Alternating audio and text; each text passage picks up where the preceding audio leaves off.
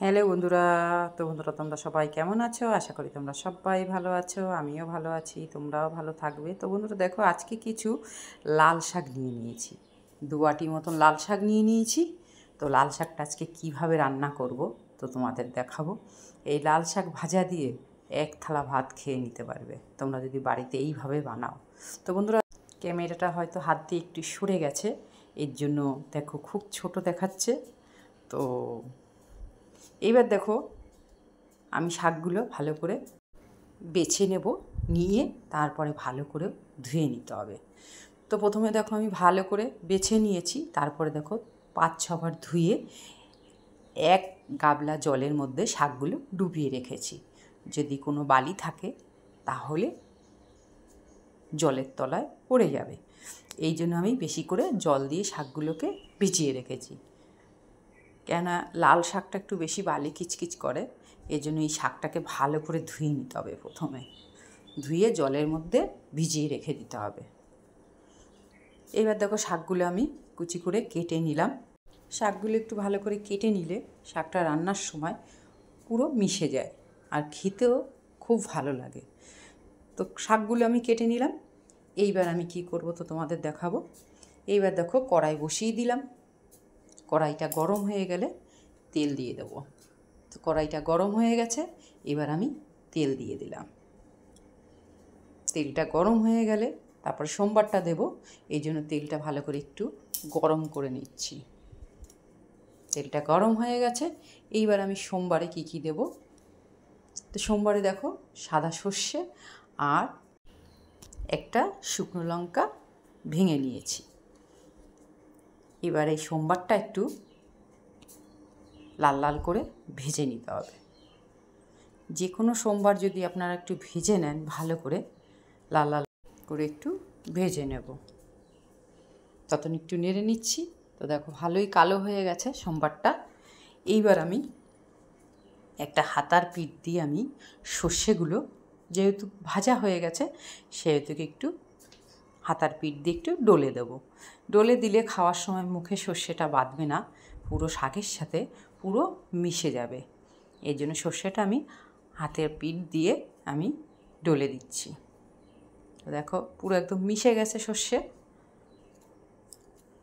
আর সোমবারটাও লাল লাল করে ভাজা হয়ে গেছে। এইবার আমি যে শাকগুলো কেটে রেখেছিলাম সেই শাকগুলো আমি সব দিয়ে দেব। তো বন্ধুরা, বাড়িতে যদি এইভাবে শাক রান্না করে খাও 1 থালা ভাত খেতে পারবে, আর খুব খুব সুন্দর। আর আমি শাকটা রান্না করছি নিরামিষ মতন, যেন নিরামিষের দিন তোমরা এইভাবে শাক রান্না করে খেতে পারো। তো শাকটা দেখো আমি সব দিয়ে দিয়েছি। এবার আমি শাকটা নেড়ে নেব। শাক তো রান্না করলে অল্প একটু হয়ে যায়, অনেকটা শাক রান্না করলেও একটুখানি কি দেখায়। তো দেখো এবার আমি মাপ মতন লবণ দিয়ে দেবো, আর মাপ মতন সামান্য পরিমাণ একটু হলদির গুঁড়ো দিয়ে দেবো। যেহেতু লাল শাক হলুদ না দিলেও হয়, তবু আমি অল্প একটু দিয়ে দিলাম। দিয়ে এবার আমি শাকগুলো ভালো করে লবণ হলুদের সাথে নেড়ে নেব। তো শাকটা নেড়ে নিয়েছি। এই দেখো শাকের থেকে জল বেরিয়েছে, এই দেখো জলটা পুরো টানিয়ে নিতে হবে, তখন একটু বারে বারে নেড়ে দিতে হবে। শাকের থেকে অনেকই জল বেরোয়, সেই জলটাকে টানিয়ে নিলে ভালো হয়, শাকটা খেতে সুন্দর লাগে। তো দেখো অনেকটাই ঝুরঝুরে হয়ে গেছে শাক, জলটা পুরো টেনে গেছে, আর একটু টানাতে হবে। যত শাক জলটা টানিয়ে ঝুরঝুরে করে রান্না করবে তত খেতে খুব ভালো লাগবে। গরম ভাতে তো আর কোনো কথাই হবে না। আর আমি দেখো 1 প্যাকেট বাদাম, ভাজা বাদাম গুঁড়ো করে নিলাম, ওটা আমি দিয়ে দিলাম। দিয়ে আমি একটু ভালো করে নেড়ে নেব। বাদাম ভাজা যদি একটু গুঁড়ো করে নেন খাওয়ার সময় খুবই ভালো লাগে।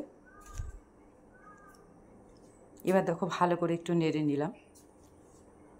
এবার দেখো শাকটা পুরোই ভাজা ভাজা হয়ে গেছে। এবার আমি 5 টাকা দামের একটা আমুল দুধের গুঁড়ো দিয়ে দিলাম। বন্ধুরা, লাল শাকে আমুল দুধের গুঁড়ো আর বাদাম দিয়ে করলে খুব খুব স্বাদ লাগে আর খেতেও খুব টেস্ট লাগে। তো আমি দেখো দুধটাও দিয়ে ভালো করে একটু নেড়ে নেব, যেহেতু শাকটা আর বেশিক্ষণ রাখবো না, পুরো ভাজা ভাজাই হয়ে গেছে শাকটা। এবার দেখো আমি গ্যাসটা পুরোই স্লো করে দিলাম, না হলে শাকটা কড়াইতে লেগে যেতে পারে, এই জন্য একটু বারে বারে একটু নেড়ে দিতে হবে। খুবই গ্যাসটা স্লো করে দিয়েছি, আর বেশিক্ষণ রাখবো না বন্ধুরা, নামিয়ে নেব।